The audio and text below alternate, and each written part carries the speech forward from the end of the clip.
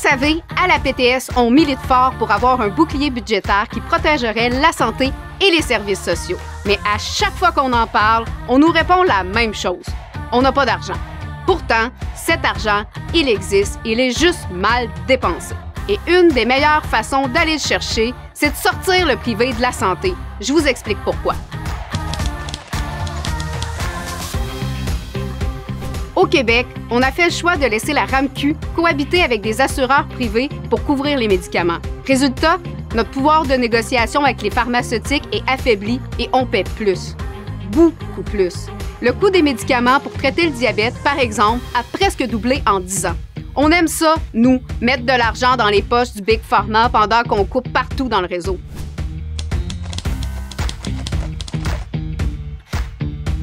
En moins de 10 ans, les coûts de la main-d'œuvre indépendante ont augmenté de presque 800 % pour dépasser 2 milliards de dollars. Les services achetés, comme les tests de laboratoire privés, ont quant à eux doublé pour franchir la barre des 4 milliards de dollars. On parle donc de 6 milliards d'argent public qui, au lieu de renforcer le réseau, atterrissent dans les poches des entreprises privées. Mais Émilie, c'est parce qu'il manque de personnel au public qu'on y a recours. Mais non, pardon, c'est pas ça. C'est parce qu'on a ouvert la porte toujours plus grande au privé dans les 50 dernières années qu'on manque de personnel.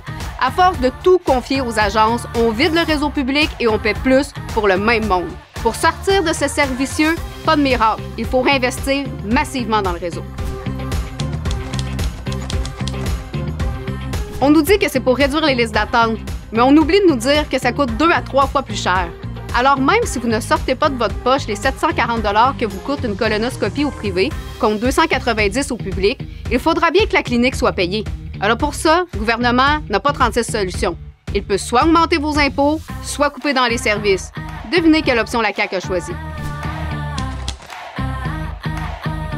Vous l'aurez compris, c'est pas le réseau public qui livre pas la marchandise. Ce sont nos gouvernements qui l'affarment et qui orchestrent sa saignée vers le privé. Mais on peut arrêter de jouer les pompiers pyromanes, sortir le privé de la santé et réinvestir dans le réseau public. Parce qu'un réseau fort, c'est possible, à condition qu'on en fasse une priorité et qu'on le finance comme du monde. Alors, pour une fois, si on osait pour vrai.